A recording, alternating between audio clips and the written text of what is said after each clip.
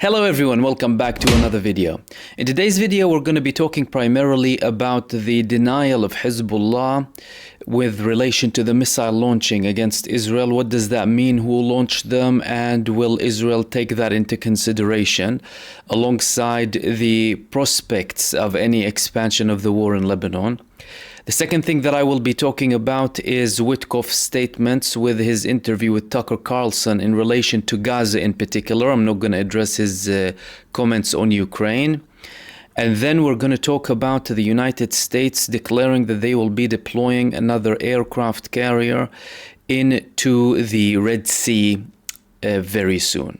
We're going to start off with Lebanon. So yesterday we spoke about the 6 missiles that were launched on Israel from Lebanon, and how this was the first time in 3 months that Lebanon launched missiles. However, Hizbullah came shortly after. They denied any participation in that missile attack, saying that Israel is trying to drag Lebanon into a wider war. Similar comments came from the Lebanese officials and the Lebanese government.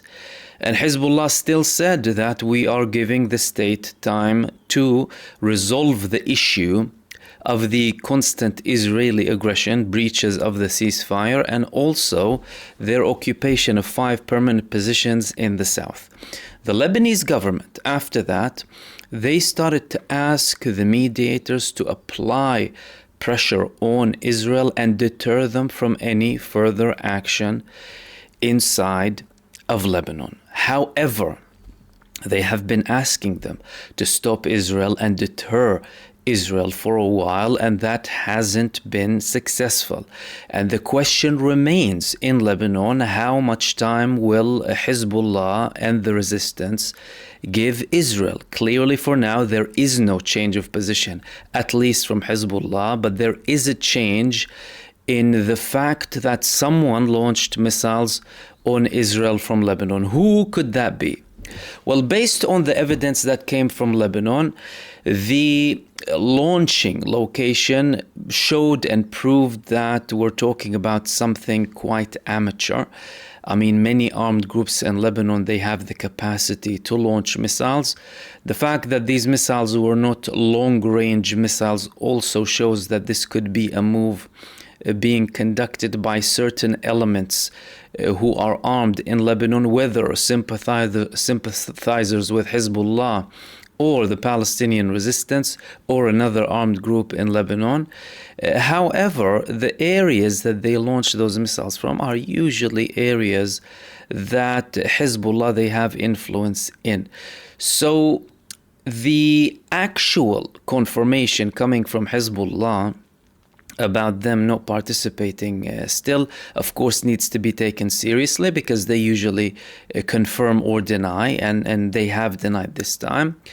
But them having absolutely no tie with it is a little bit not that convincing, if that makes sense. However, again, it could be a case of someone not being linked to them whatsoever, and that they've had enough with all of these escalations. What does all of that mean? That means that the Lebanese front is not open, at least with Hezbollah declaring that they haven't opened it yet, as they are the biggest armed movement inside of Lebanon. And in fact, we are still at a two-front, primarily war or attacks against Israel from Gaza and from Yemen, which leads us to Yemen. Yemen, they declared, well, they're talking more about this two-front war that they're opening with Gaza, that it's a front of unity, a front of a common destiny between them and the Palestinians, and that they also will be continuously attacking Israel. They were also talking about an aerial siege against Israel. So they've been having this siege and embargo in the sea, but now they're having this blockade in the air with their attacks primarily on the Ben Gurion airport. And the attacks that are coming from Yemen on Ben Gurion airport, they are very deliberate. Previously, when they used to have hypersonic attacks on Israel, they used to diversify their attacks inside of Israel.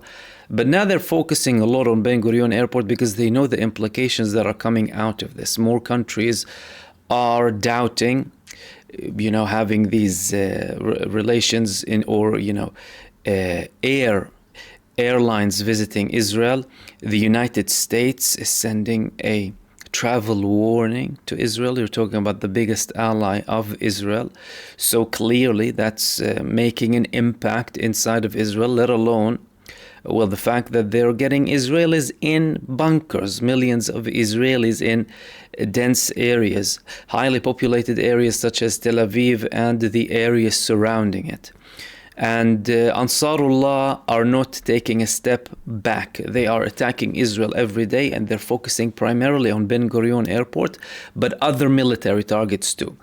Now, with their military targets or strategic targets, they don't openly declare them, but they constantly repeat that their attacks are successful, and they will continue their attacks on Israel.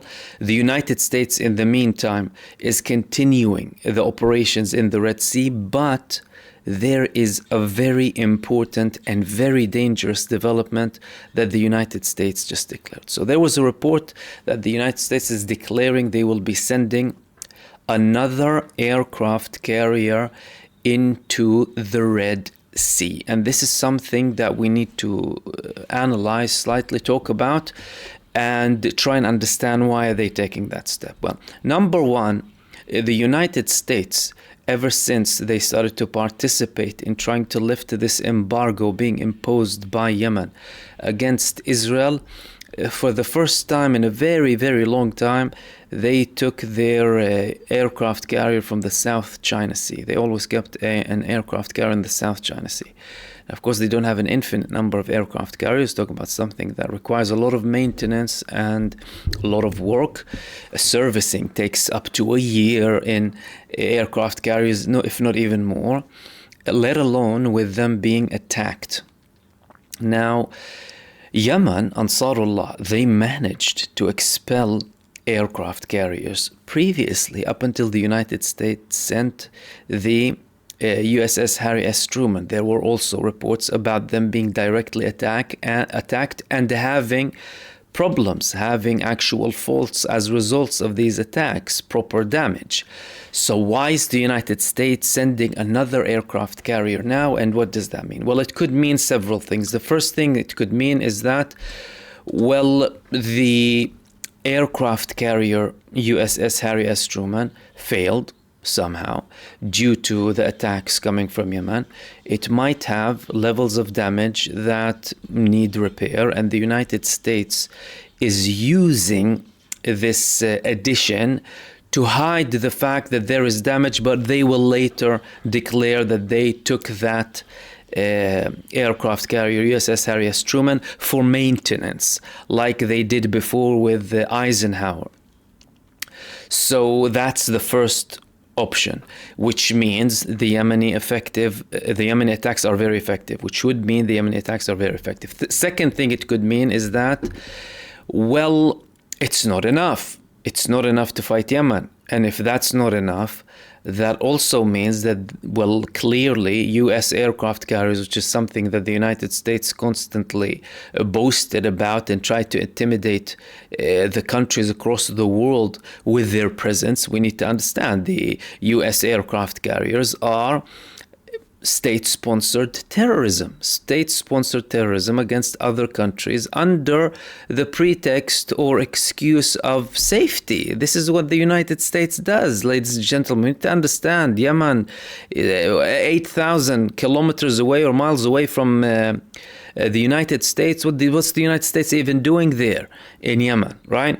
You can clearly see who the aggressor is and on whose behalf. This is the more shameful point here. They're doing that for the sake of Israel.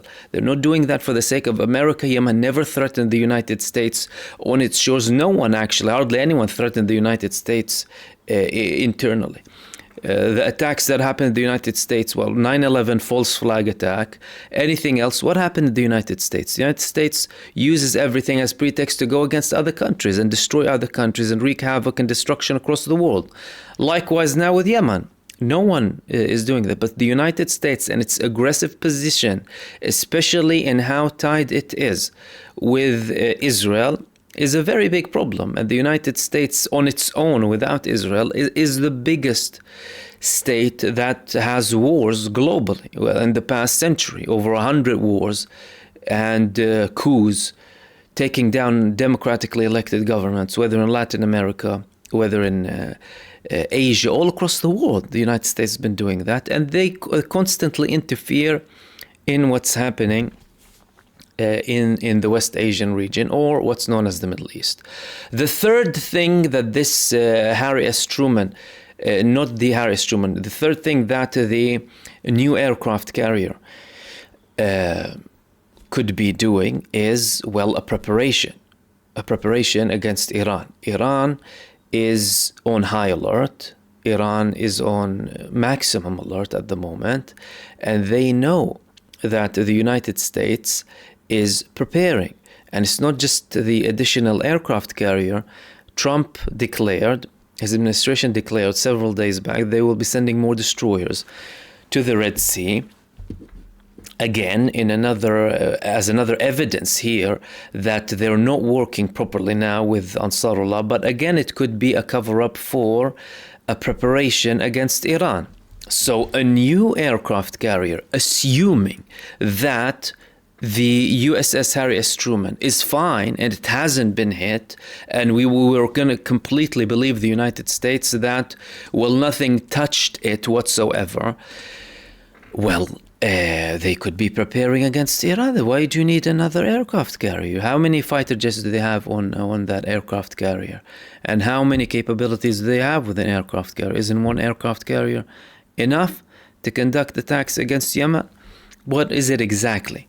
So these are the options, by the way, and each of them are probable, by the way. And it could be a combination, and it is exceptionally likely, very, very likely, that the United States, well, it was damaged, that this aircraft carrier was damaged. Which leads us to Witkoff. Steve Witkoff, he had an interview with Tucker Carlson in which he addressed the escalation in Ukraine, or the ongoing war in Ukraine, and the attempts of the U.S. to have a ceasefire or peace agreement. And he also spoke about Gaza, Israel, and Hamas. And Witkoff is proving time after time that this man is like the United States administration and is no different from the previous administration of Joe Biden. He's a liar, lack of integrity, not serious, and constantly goes back on his own words and statements. Number one, well, Israel broke the ceasefire that you brokered. You had Benjamin Netanyahu. Reports confirm that Witkoff pushed Benjamin Netanyahu to go into the ceasefire agreement. That ceasefire agreement included a continued ceasefire and lack of hostile actions, even if no agreement has been reached on phase 2. You said that you want to see a phase 2 happening. All of that with him completely ignoring the massacres of Israel inside of Gaza. And that's something that not only Stephen Witkoff does, others do as well. The denial of the massacres of the children and families that are happening inside of Gaza. That's part of their game. That's part of the dehumanization. Talking about the victims of that other state, who they killed, by the way, through Hannibal Directive, and completely ignoring the genocide and the mass slaughter that's happening against babies, infants, women, children inside of the Gaza Strip. And he wants to pretend like he is a mediator and he wants to get this agreement, telling Carlson that, oh, we wouldn't mind Hamas being there so long as they're not armed. Number one, who are you? Secondly, what's the priority? Keeping the victim unarmed, opposing a genocide, or disarming a genocidal war criminal entity confirmed to be committing genocide by the ICJ with a wanted criminal leading it? Where is the logic in all of this? And they're trying to whitewash all of these crimes with these podcasts and interviews that they do. However, no one can hide the fact that Steve Witkoff and the United States administration are the biggest administration of terror across the world, and they've been supporting all of this all along. So Steve Witkoff and Donald Trump can come and try and act like they want peace or they want to de-escalate. Liars. And there's no difference between them, especially on foreign policy, between the Trump administration and the Biden administration. As a matter of fact, the Trump administration could be worse than the Biden administration when it comes to foreign policy, which seems to be the case that is concerning the United States the most. He's not concerned about anything internally, only coming up with populist reforms inside of the United States, nothing of substance for the people of the United States and the civilians of the United States, and focusing instead on protecting Israel, number one, making Israel great again, and continuing their genocide and whitewashing their crimes. That's what's happening. And the United States is putting itself in a very problematic position as well, because, well, they are involved in the ceasefire. They're involved in the ceasefire in Lebanon, but they are giving Israel everything to go ahead. And that problem is also linked to the shameful positions of the Arab countries and lack of intervention from other powers as well in the region. Hardly any country is stepping up and participating and showing a proper position to try and come up with a solution. They're just giving lip service, nothing else. We're diplomatically working. We're seeing no one working. We're seeing the United States and Israel doing whatever the hell they want to do. Countries saying, oh no, we want to use diplomacy. No one was doing nothing. And that's why at the moment, we're only seeing Yemen and Gaza resisting and coming up with the statements that are the clearest statements, really. We're fighting here the enemy of the nation, proved to be that with the constant action and aggression against the people, with the constant genocide, right? The United States is no, independent or like a mediator that can be trusted or has any sort of integrity. Right? They are completely on the side of Israel, completely aligned with them. And no one is stepping up. So up until when is this going to go exactly? You see, the United States, they came up before all of this with the peace and all of that. None of that is happening. And what are these other countries waiting for exactly? What are you waiting for your country to be invaded? What is Egypt waiting for? What is Turkey waiting for? What is Iran waiting for? What is all of them waiting for exactly? Are you waiting to be eaten alive by the United States and Israel? By the administration in particular, really? What are you waiting for? No action whatsoever, letting them getting away with murder, and also proving the previous notions that these countries and their lack of participation was the main thing that enabled Israel and the United States to get away with all of these massacres. Otherwise, can someone doubt that if there was a deterrence, for example, from any country taking action against this genocidal, satanic entity and its backers, that something else would happen? Of course you would have risk. Everything includes risk. But look at Yemen.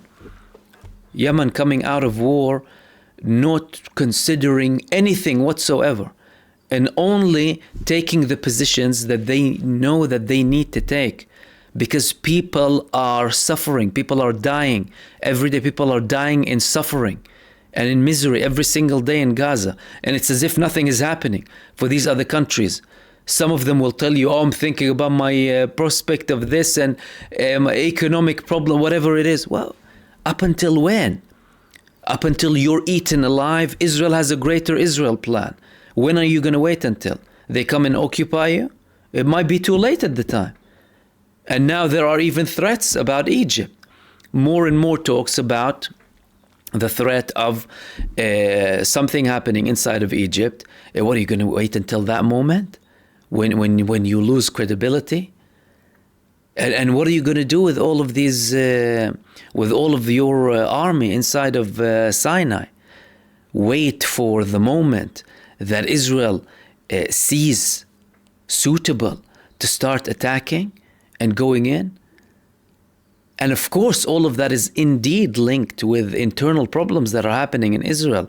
But there is no denying that certain actions are happening on the ground, with invasions, with military presence, with certain statements too.